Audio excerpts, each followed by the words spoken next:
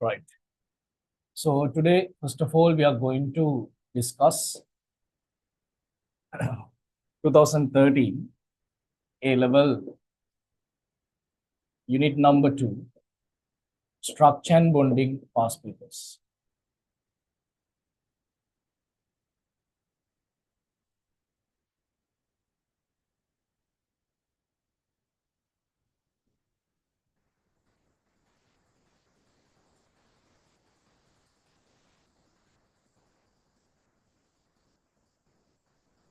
Right. So I told you that we have to start from MCQ number 6. So let's go for the MCQ number 6. So they have given that the electron pair geometry and the molecular shape of XeO2F2, right? So that is a molecule that containing xenon atom. So they have given XeO2F2. So this is the molecule.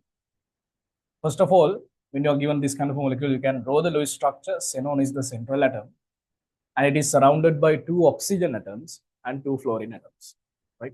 So then we can see that here oxygens are connecting through double bonds, 1, 2, 3, 4, 5, 6.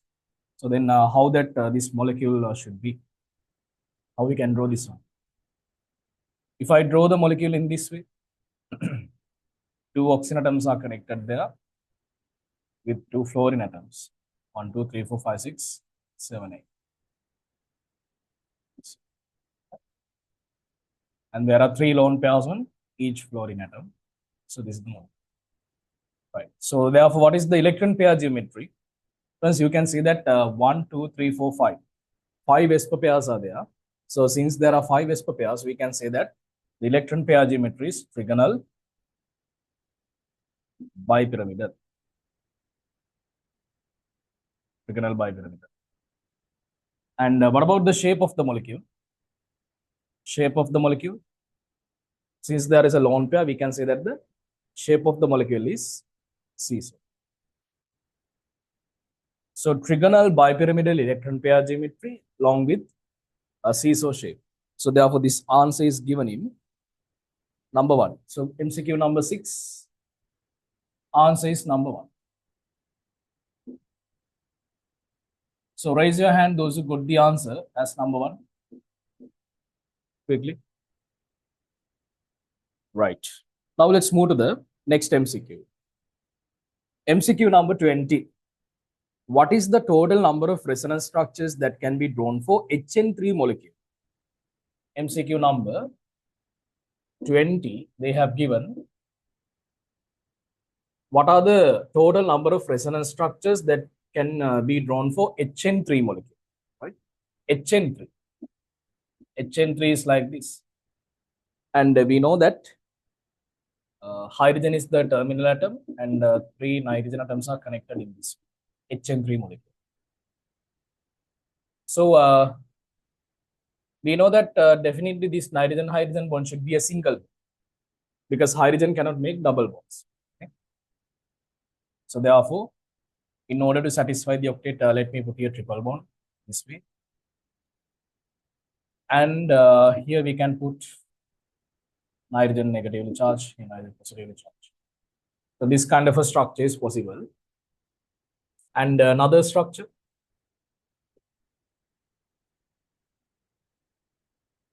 How about if I put nitrogen-nitrogen triple bond here? And here positive charge and here positive charge. And here we can say 1, 2, 3, 4, 5, 6, 7 minus 2 charge. But this is highly unstable. Huh?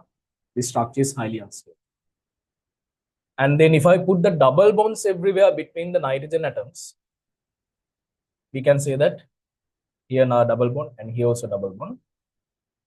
In this way, in order to satisfy the octet, 1, 2, 3, 4, 5, 6, 1, 2, 3, 4, 5, 6. So therefore, negative charge here, positive charge here, and there is a lone pair on this nitrogen.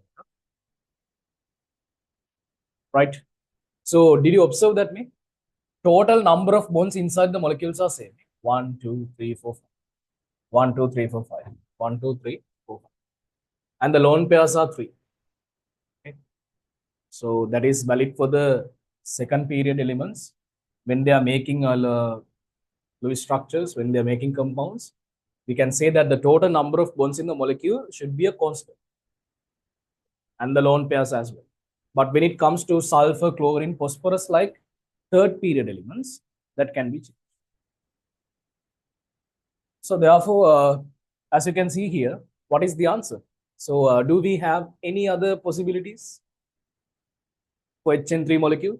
No, right? So these are the only three structures we can do. Question number 20, MCQ number 20, answer should be second one, right? Yeah. Answer is number. So that's very easy. That's very easy. Right. Now let's quickly move to the next MCQ. MCQ number 32. Which of the following statement is not true regarding the molecule that they have given? Right. So this is actually organic molecule. But I think you can go for the answer for this one because it's not that much of a difficult question, easy question. So therefore, let's quickly go for this one, MCQ number 32. So they have given a molecule like this. So here we have benzene ring. Carbonyl group is there, C double bond O, and C triple bond H. Remember, students, see this C double bond O group is known as carbonyl group, and this is benzene. Okay, so you know that benzene means C6H6. So this is not exactly benzene. This is the phenyl group. Benzene means there are 6 carbon atoms and 6 hydrogen atoms. In this way, 6 carbon atoms and 6 hydrogen atoms are connected. In this way, there are 3 double bonds, right? So we know that, remember that these 3 pi bonds are delocalized. That means the pi electrons are mixing together, right? Inside the benzene ring, so the electrons are delocalized. Okay? So this is the benzene. After removal of hydrogen, then we obtain phenyl group, right? After removal of one hydrogen, then it becomes C6H5, phenyl group. Okay? So this is known as phenyl group. Now in this compound, we have a phenyl group, right? So they have labeled atoms like LMN. So this is L carbon atom, and this is simple M carbon atom, and this is simple N carbon atom, LMN. Right? Then what are the statements they have given? They have given all the carbon atoms are sp2 hybridized. Students, you can see that the statement is wrong. Why? Because these 2 carbon atoms are sp2 sp hybridized, and this carbon atom is sp2 hybridized. That's okay because there are 3 Vesco pairs, and all the carbon atoms in the benzene ring, right, in the phenyl group, also sp2 hybridized. According to this structure, you can see that all the carbon atoms are containing at least one double bond inside the phenyl group. So therefore, all the carbon atoms in the phenyl group are sp2 hybridized, and this carbonyl carbon atom is also sp2 hybridized, and M and N, these carbon atoms are sp hybridized. So therefore, simple A statement, all carbon atoms are sp2 hybridized. Is that correct? Wrong. That statement is wrong. Okay. Simple B, carbon atoms labeled as LMN and the oxygen atom lie in the same plane. Carbon atoms labeled as LMN and the oxygen atom lie in the same plane. What do you think? Carbon atoms are labeled as LMN and the oxygen atom in the same plane. Is that correct or wrong? What do you think? What is your idea? What is your opinion?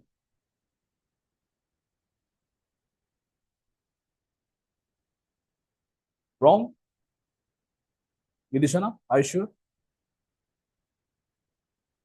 That's correct, because now we know that this carbon atom is sp2 hybridized. What is the shape around that carbon atom? Trigonal planar. That means all the atoms directly connected to that carbon atom also in the same plane. This carbon, M carbon, and oxygen atom, all of them are in the same plane along with this L carbon, central carbon, because trigonal plane. And we know that this is a linear shape. Linear shape means this is directly connected to the carbon atom. So therefore, all of them are in the same plane, isn't it? So the plane is changed when the hybridization goes for the sp3. Right? We don't see any sp3 carbon atoms or any other things, any other atoms which can show sp3 hybridization. So therefore, all of them are lying in the same plane. That's correct, right? Because oxygen is also directly connected to that carbon atom. And this carbon atom in the phenyl group, this carbon atom, trigonal planar, so therefore same plane, as well as this carbon atom, because this carbon is connected to simple N carbon through a linear shape. Around that carbon atom, shape is linear. So therefore, all of them are lie in the same plane. That's correct. B statement is correct. So what about C statement? All the carbon hydrogen bonds are equal in length. That's a point. What do you think? All the carbon hydrogen bonds are equal in length. What do you think? Question number 32. Do you think that statement is correct? All of them are having equal bond length. What do you think?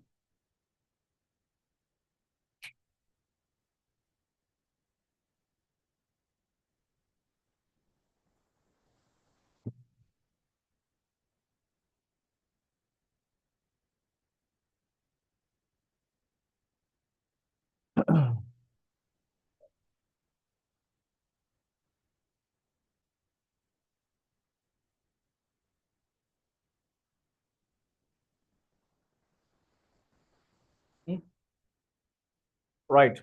Now, some of you may think like this. Now, carbon hydrogen bonds can be seen in this ring also here, this carbon atom. And these are carbon hydrogen bonds. Okay. But remember, students, now you can see that all of them are single bonds. All of the carbon hydrogen bonds are single bonds. But remember, students, there are some sp2 hybridized carbon atoms. And there is a sp hybridized carbon. So the carbon atoms hybridization is also affecting to that bond length. How? We know that actually this carbon hydrogen bond is made by the linear overlapping between sp hybrid orbital, sp hybrid orbital, sp hybrid orbital and 1s atomic orbital of hybrid. But when you consider the carbon hydrogen bond in the phenyl group, remember that is formed by linear overlapping between sp2 hybrid orbital and 1s atomic orbital.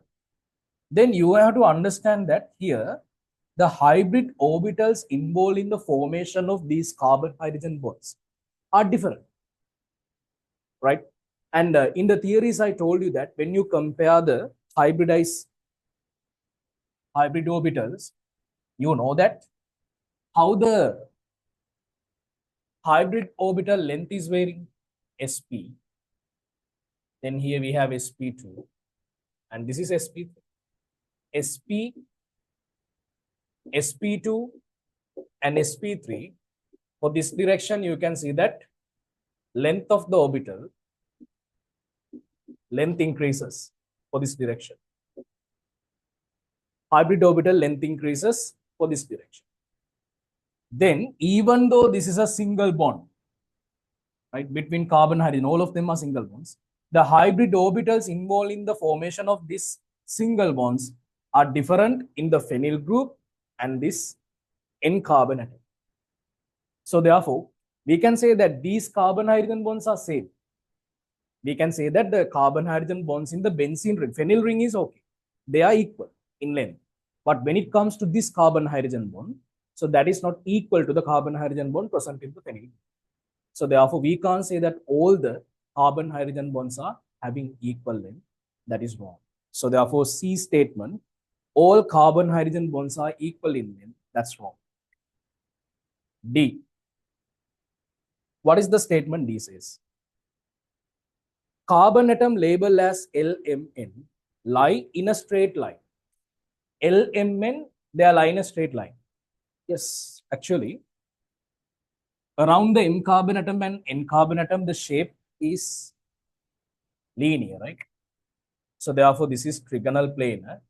L carbon atom is having a trigonal planar shape, right? So therefore, here this carbon atom stay on a straight line in this way because this is linear, right? L, M. So they have given carbon atoms labeled as LMN, lie in a straight line. That statement is correct. B and D correct. If B and D correct, what is the option? Answer is number 5. MCQ number 32, answer is number 5. Raise your hand those who got the answer as number 5. Okay.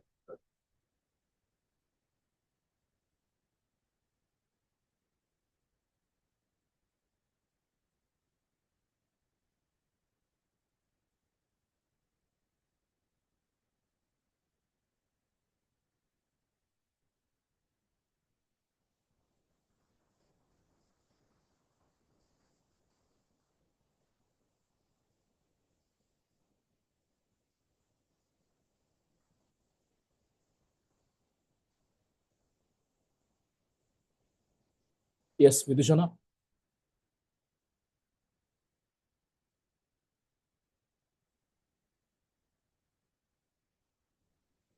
So whenever the atoms in same plane, they do not have to be straight line all the time. So, yeah.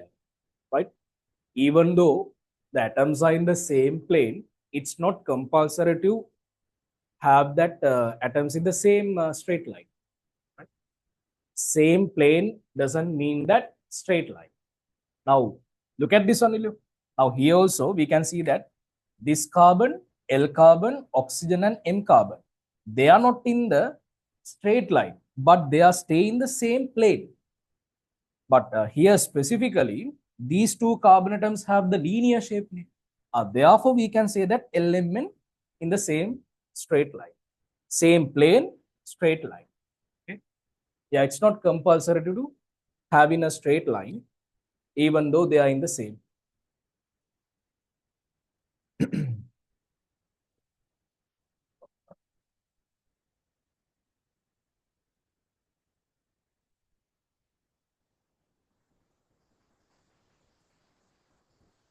Right, now let's move to the MCQ number 45.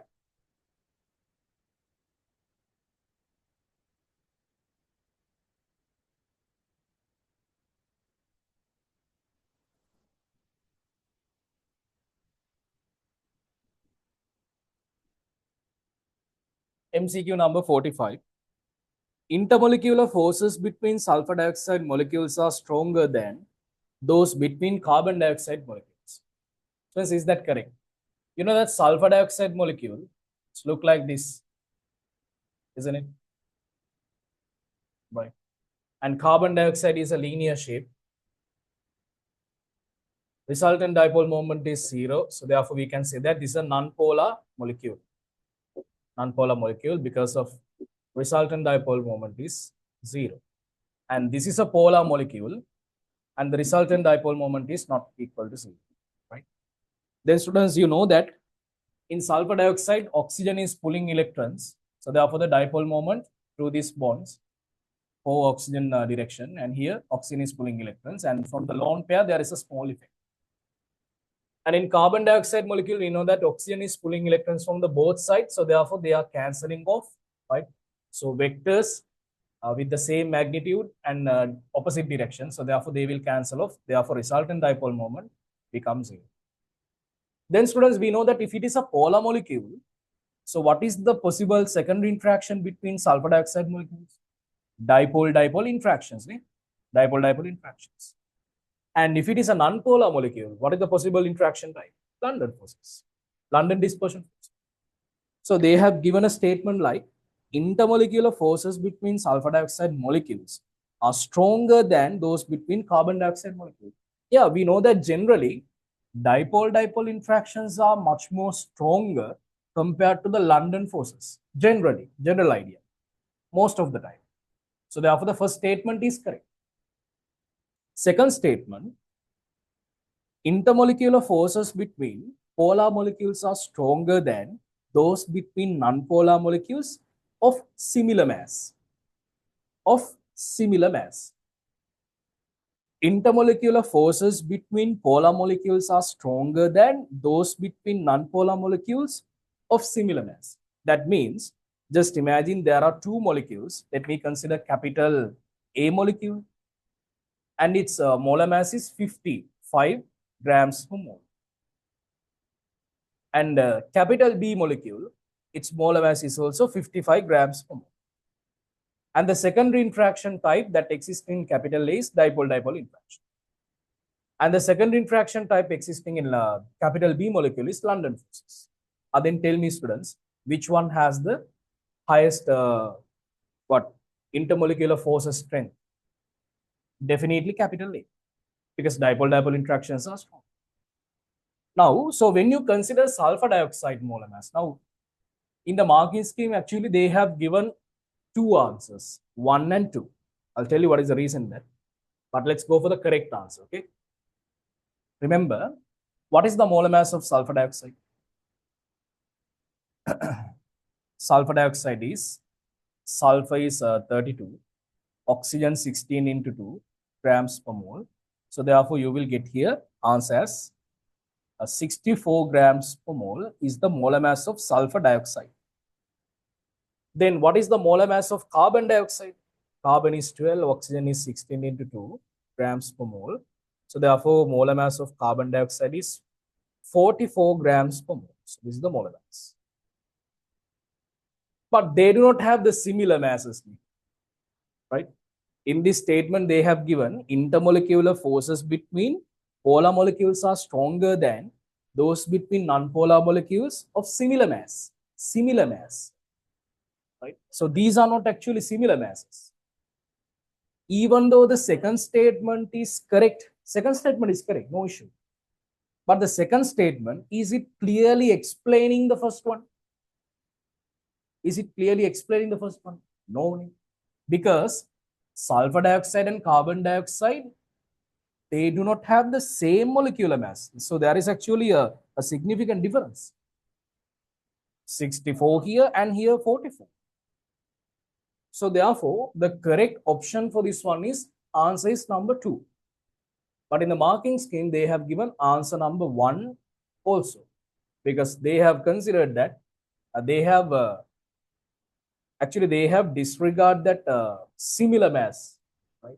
They have disregarded that similar mass statement, and they have just given the priority for the secondary interaction type, dipole, and London, and they have gone for a small comparison, right? So they haven't thought about that similar mass much. So in that way, answer is number 1. But we know that according to the correct theories, according to the correct comparison, answer should be number 2. Okay. So let's go for the correct answer. Answer should be number 2. Second statement is not clearly explaining the first statement. If they have given like this, intermolecular forces between polar molecules are stronger than those between non-polar molecules, then generally, then we can consider second one is explaining the first. Okay. Similar masses, why they have added similar masses, right? We can't say that they have the similar mass. So there is a difference. MCQ number 45, answer should be 7. Right. Now let's quickly move to the MCQ number 46.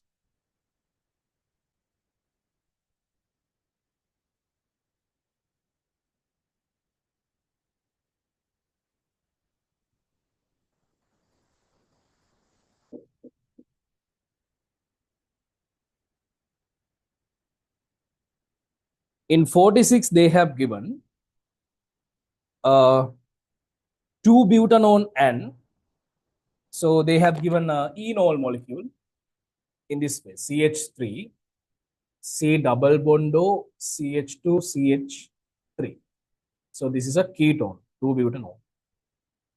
And this is actually enol, CH2, CH. Okay. Are two resonance structures of the same compound. Are they resonance structures? What do you think? Are they resonance structures? Huh? No, they are not resonance structures. Resonance structures means, remember, you can't make the differences between the in these groups connected to the atoms. Now here, this carbonyl group C double bond is completely changed into COH. That means OH group is came. So hydrogen is connected here. So that is not a resonance structure. Resonance structure means the relative positions of the atoms are same, right? Relative position of the atoms are same. What we are changing here is the bonds, lone pairs, right? Double bonds can be converted into single bonds. Triple bonds can be converted in double bonds. So likewise, changes in the bonds, lone pairs. So those are the changes we are making when we are drawing the resonance structures.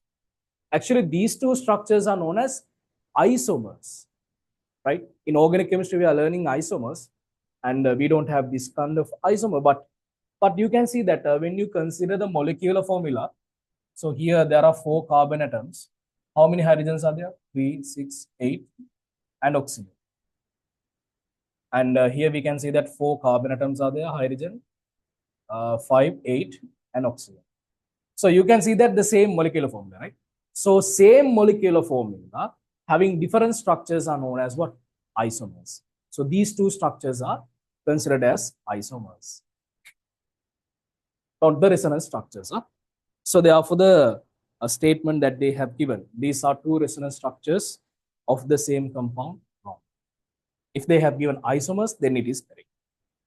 The number of double bonds in resonance structures of a given compound should be the same. Yeah, that's correct, neither. Right? Number of double bonds in the, but it also can change sometimes when it comes to sulfur, phosphorus, chlorine like molecules. Neither. So therefore, what is the answer? Question number 46. What is the answer they have given? Yes, both are wrong. 46 answer is number 5. So that's very simple. Idea is about resonance structures. Question number 46, answer is number 5. Do you have any doubts, students? If you have any doubts, put your doubts in the chat box.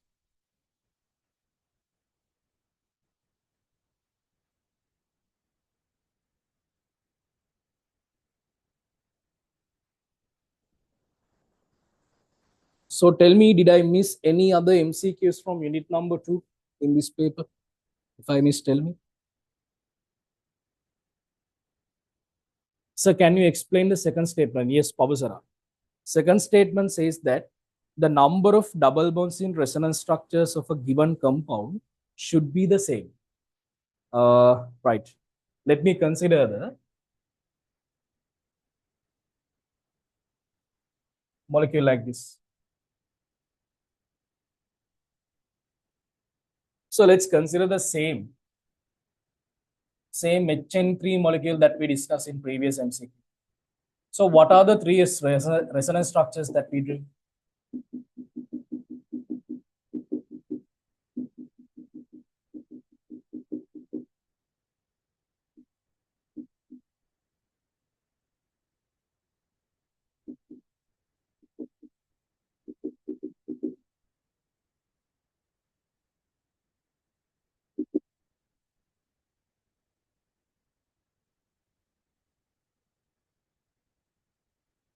Now look at this one. Now you can see that in this molecule, so these 3 are resonance structures of each other, right? HN3. So how many double bonds are there in this molecule? 2, right? So we can say that number of double bonds in this molecule is 2. Now go for the second resonance structure that we have discussed here. So how many double bonds are there here? Number of double bonds. So the number of double bonds here, 0. So no double bonds. Then in the resonance structures, always the number of double bonds are equal. Are they equal?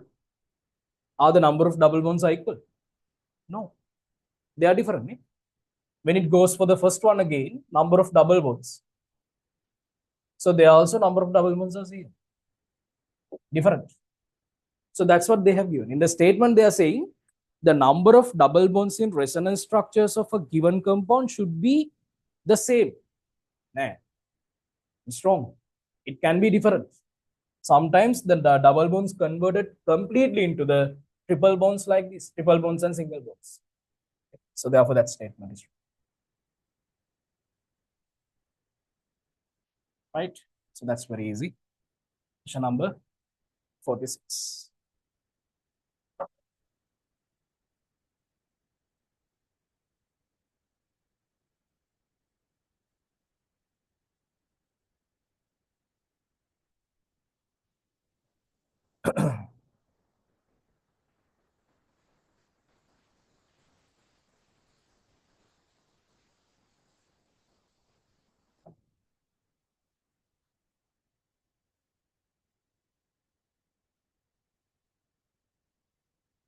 Right.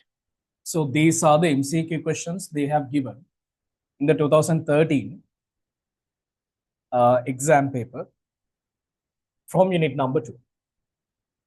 Now we can move to the structured essay paper. What are the questions they have given?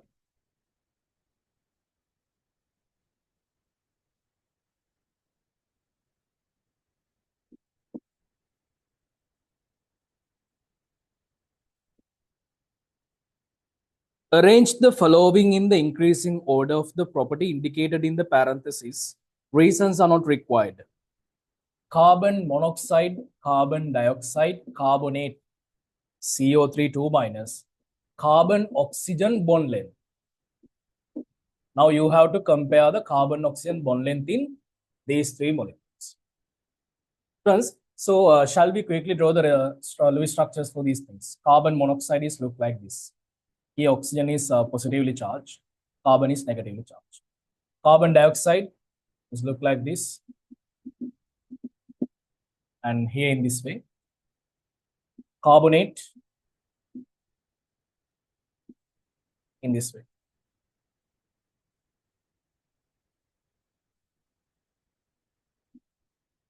Right. So these are the 3 structures that they have given. Now, students, you know that you can tell that single bond length, double bond length, triple bond length. So when we compare the bond length, we know that single bond lengths are always higher than double bond. Double bond length is always higher than triple. So therefore, triple bond length has the least bond length. So in carbon monoxide, you can see that is the least length. Least bond length belongs to carbon monoxide. Then look at the carbon dioxide molecule. In carbon dioxide molecule, we have double bonds from both the sides. So therefore, that is a double bond. Carbon oxygen double bond. So here actually we have carbon oxygen double bond as well as carbon oxygen 2 single bonds. There are 2 carbon oxygen single bonds. So therefore, this one has the highest bond length. Can you understand? So therefore, so here the second one should be carbon dioxide. So the highest bond length belongs to carbonate CO3.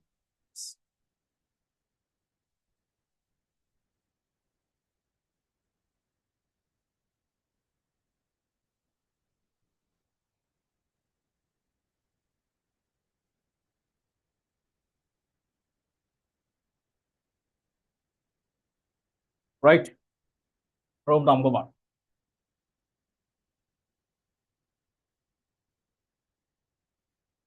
If you have any doubts, your doubts in the chat box. Huh?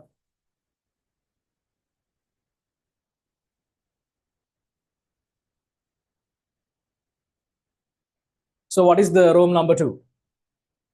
NO2 plus nitronium ion, nitrate and ammonia electronegativity of nitrogen atom. Nitronium, nitrate, and ammonia.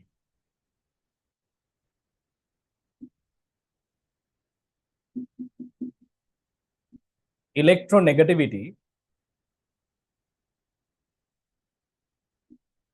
of nitrogen. Right, let's see. So in nitronium, students, a nitronium ion, it's look like this. Nitrogen is the central atom and it's positively charged. Nitrate, NO3 minus. So it's look like this.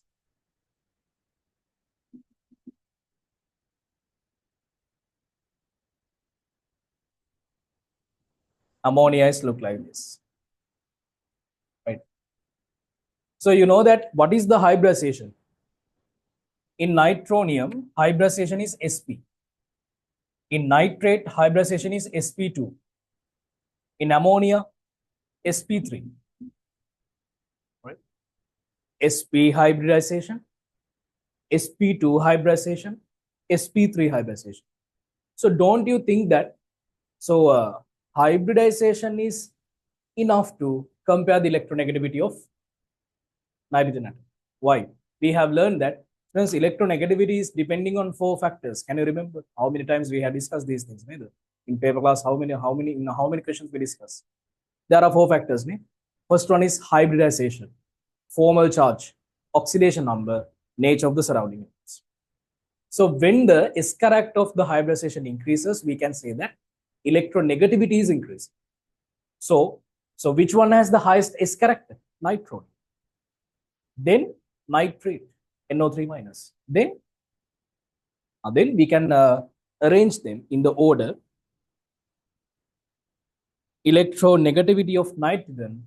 So the least electronegative nitrogen atom belongs to ammonia, NH3. And the next one is nitrate, NO3 minus. And next we have nitronium, NO2 plus.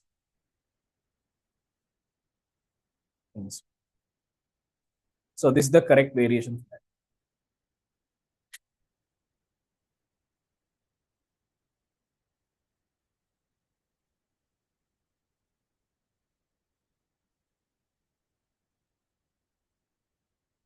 Raise your hand, those who obtain this variation correctly. Right. So you can't make mistakes in these kind of questions now. Now these things are familiar to you.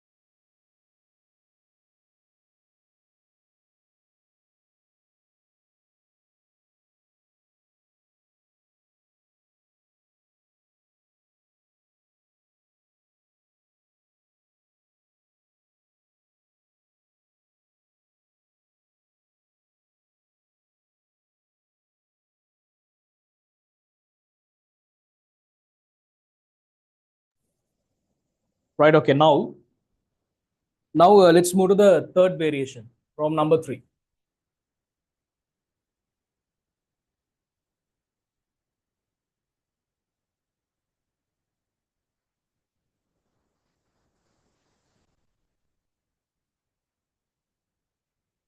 So round number 3. Let's see. beryllium sulfate, magnesium sulfate, calcium sulfate. And they have given here decomposition temperature. So how we can compare the decomposition temperatures of these compounds? Remember, students, so here we can go for the factors polarizing power and the polarizability. Can you remember? So the anion is same. So therefore nothing to worry about the polarizability. But when you go for the cation's polarizing power of cation, it depends on two factors, right? First one is charge and the next one is radius. When the charge increases, polarizing power is increasing. When the radius decreases, polarizing power is increasing. Now the charge is also same. When we consider beryllium, magnesium, calcium, they belongs to the group number 2. So therefore they have the same charge plus 2. Then what about the radius? Beryllium 2 plus, magnesium 2 plus, magnesium 2 plus having a greater radius than beryllium 2 plus. Then calcium 2 plus has a greater radius than magnesium 2 plus. Okay? So therefore, we can see that when the radius increases, what will happen to the polarizing power? Polarizing power is decreasing. When the polarizing power decreases, we can say that covalent character decreases, but ionic character is increasing. And I told you that when the ionic character increases, what will happen to the decomposition temperatures? Decomposition temperatures are increasing because, students, we know that general idea is when we compare covalent compounds with ionic compounds, general idea, ionic compounds are having high melting points, boiling points, because ionic bonds are much more stronger compared to the typical covalent bonds. But we know that there are some exceptions like carbon diamond, carbon graphite. So they are making very strong bonds because of their lattice structures. But most of the compounds having ionic bonds, they have high melting points, boiling points, and they have high decomposition temperatures. So therefore, calcium sulfate, since it has the highest ionic character and least covalent character, we can say that it has the greatest decomposition temperature. So therefore, the variation should be calcium sulfate, then we have magnesium sulfate, MgSO4, and then we have beryllium sulfate. Raise your hand those who obtained this variation correctly. Good. So the next one is very easy. Boiling point, neon, krypton, argon. So what is the variation? Same variation, right? Neon, argon, krypton. So these are noble gases, right? So they are forming only London interactions, London dispersion forces. So the most effective factor is here, the molar masses. Right? Helium, neon, argon, krypton, xenon. So therefore, here they have given neon, argon, krypton. So therefore, boiling point is also increasing in the same manner. Neon, argon, krypton, boiling point.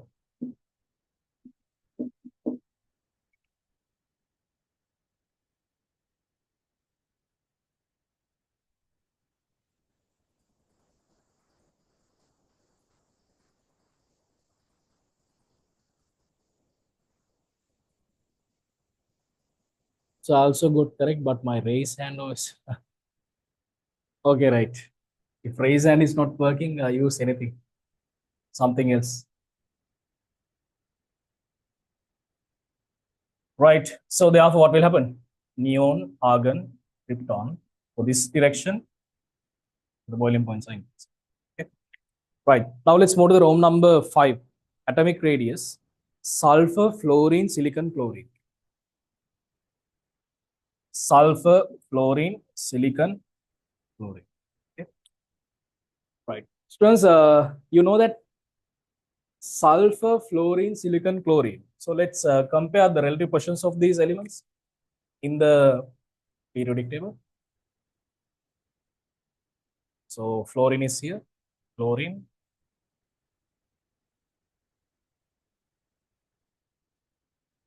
So silicon is here. So these are the elements. So what do you think?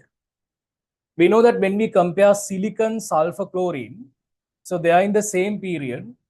In the period, we know that atomic radius is decreasing. Along a period from left to right, atomic radius is decreasing. So therefore, the least radius among these three is chlorine, sulfur, silicon. Then tell me, fluorine should come where? We know that fluorine belongs to period number 2. So the previous one. So down the group, we know that atomic radius increases. When you compare chlorine and fluorine, fluorine has the less radius. So therefore, the correct variation of the radius should be fluorine, chlorine, sulfur, silicon.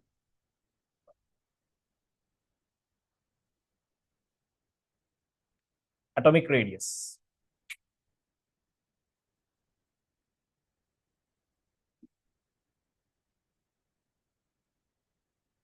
Right. I'll tell you how they have given the marks also in the marking scheme. Students, if you have obtained these variations correctly, for each answer, they have given 5 marks. Okay. For each answer, they have given 5 marks. That means 5 into 5.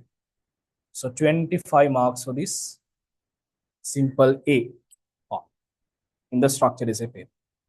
Got it? That's the way that they are allocating the marks.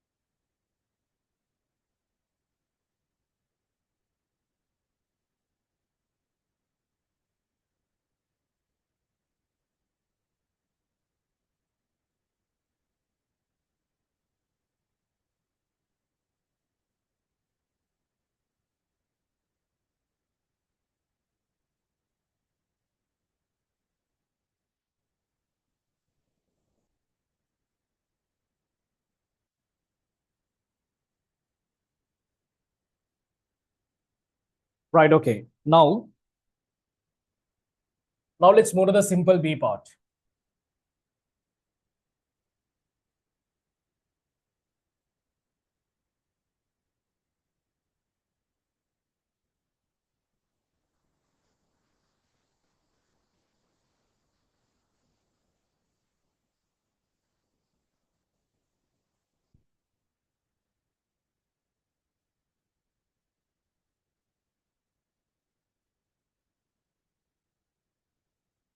Nitramide is a weak acid.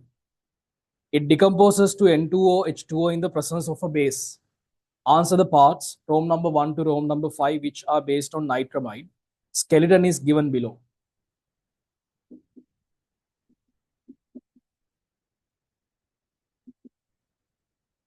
So they're asking to draw the most acceptable Lewis structure for this one.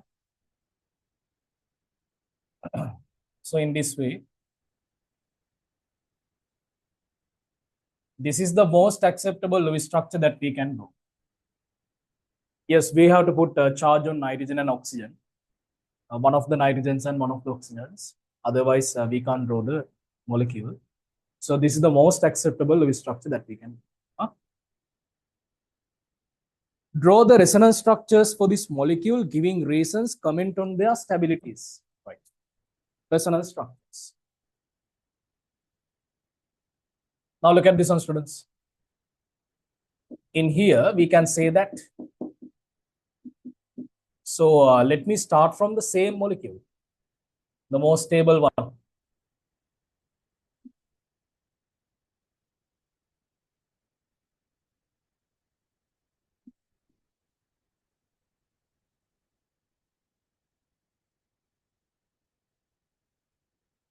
Now I can shift the double bond here.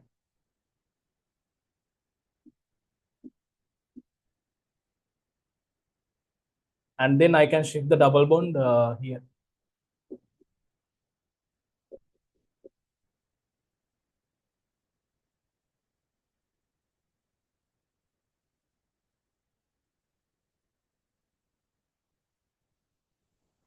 In this way. Right? I think we can't draw any other structures. Yes. We can't put the double bond any other places addition to these three, right? Yeah. Because nitrogen hydrogen bonds are there and single bonds. Yeah. So therefore, these are the three structures. So this one is stable, relatively stable. Sorry. This one is also stable. And this molecule is very unstable. Okay. So comment on their stability. So therefore, we can say that here, why this is unstable, right? Greater charge separation compared to the previous two structures, greater charge separation. And we can say that two adjacent atoms have same charge, right? Same charge on two adjacent atoms.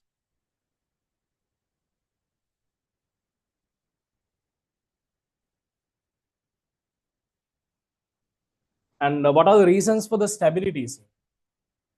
So we can say that less charge separation, less charge separation. And if you want, you can opposite charges, adjacent atoms.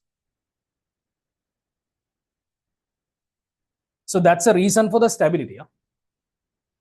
So the same two reasons can point out here.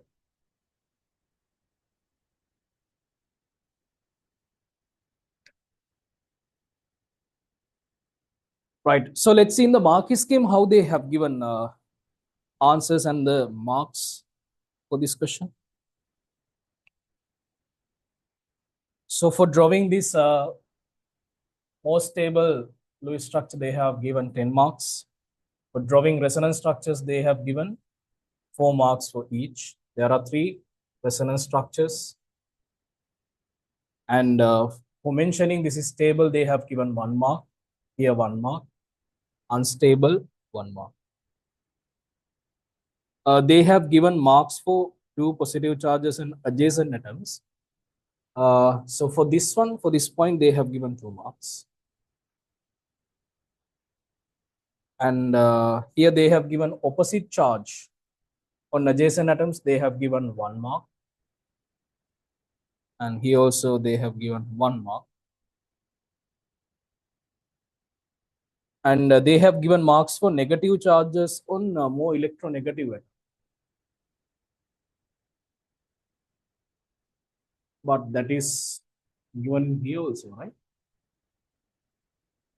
So even this is unstable, negative charge is in oxygen. So therefore, the correct point should be less charge separation, right? So put 1 mark for this one, 1 mark for this one. So that's how you should put the marks. B Rome number 1 and Rome number 2. Lewis structures and resonance structures.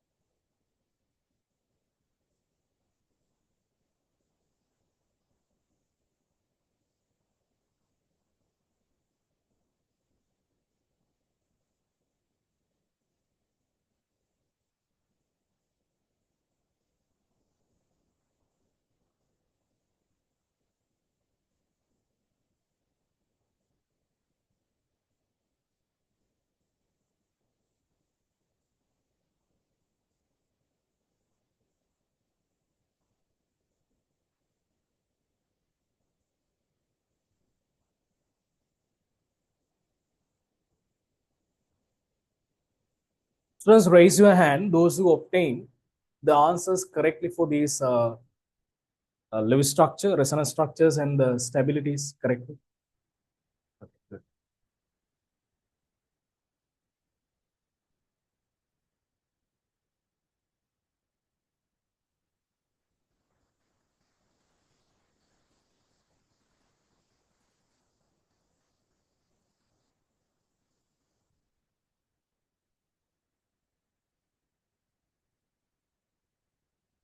Right, okay. Now let's move to the next part.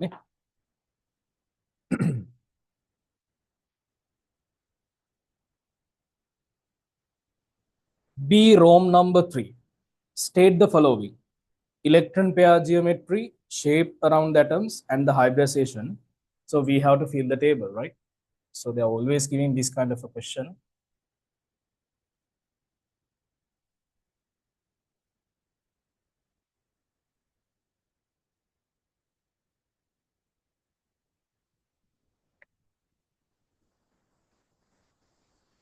Rome number 3. EPG, electron pair geometry, shape, and the hybridization.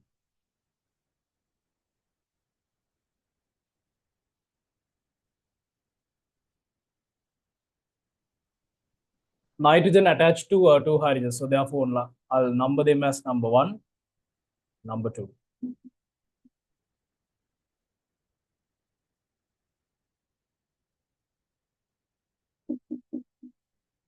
So what is the electron pair geometry? Tetrahedral, right? What is the shape? Trigonal pyramidal.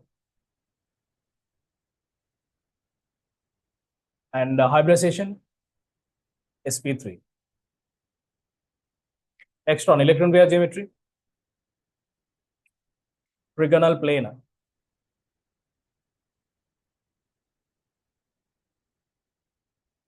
And shape trigonal planar. Hybridization is sp2.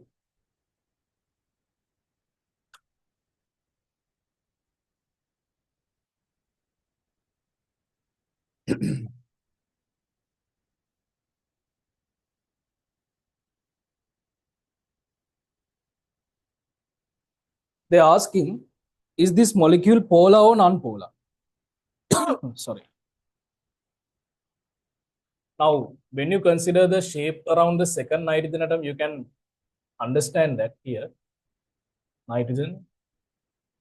So,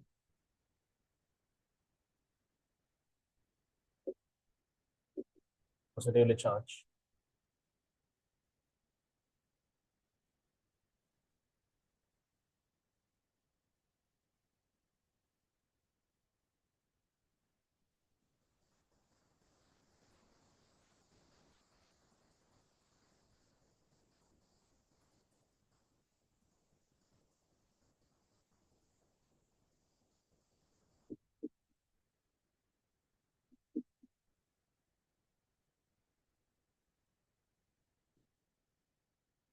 Right. So there will be a dipole moment for this direction, and this is different. So therefore, this molecule is not polar. This molecule is non-polar. Okay. That's very easy. So the next question they're asking, Rome number 4, is this molecule polar or non-polar? That's a polar molecule. We can't say that uh, resultant dipole moment is equal to 0. Okay. So how they have given marks for this part?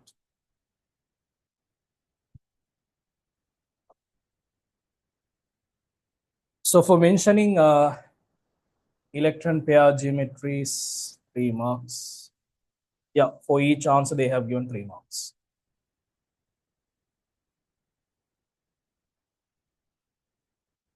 For mentioning this is polar, they have given 4 marks. That's very easy, right? You can collect the marks easily.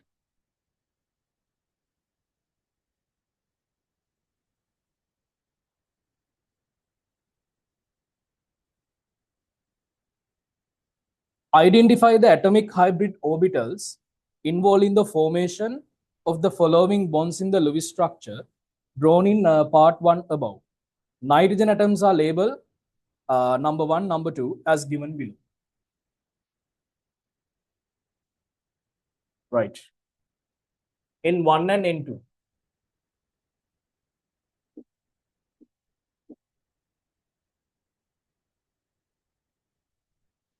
N1 and hydrogen.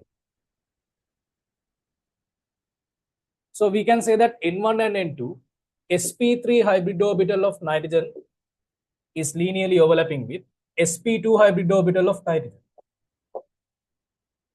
And here N1, we can say that sp3 hybrid orbital of nitrogen is linearly overlapping with 1s atomic orbital of hydrogen.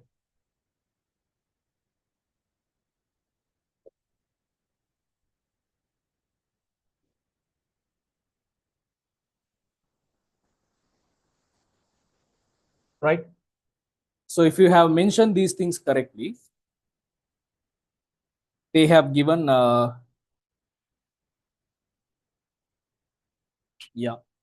3 marks for each.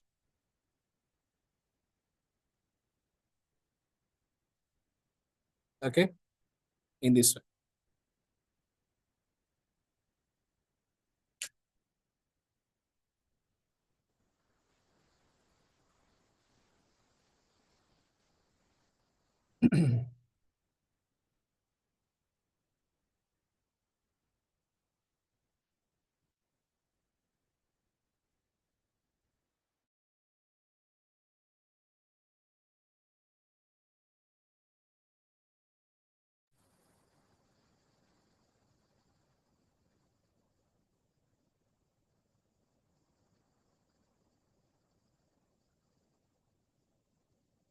Right, okay. Now let's move to the last part. C. Xenon, methyl chloride, and hydrogen fluoride. Xenon, methyl chloride, and hydrogen fluoride. They're asking, of the substances given above, which ones will have the forces given below? C part. Xenon, methyl chloride, hydrogen fluoride. So Rome number 1 is dipole-dipole forces.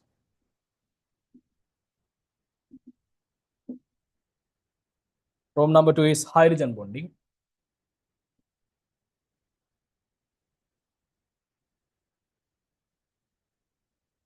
Rome number 3, London forces. Very easy, right? Very easy.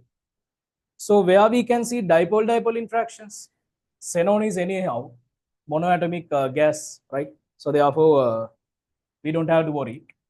Then the dipole-dipole interactions are present in CH3Cl, polar molecule, and hydrogen fluoride. And hydrogen bonds are present in hydrogen fluoride. And the London forces, so London forces are present in all the molecules. In this secondary interactions, okay? So how they have given marks for this one? 2, 2.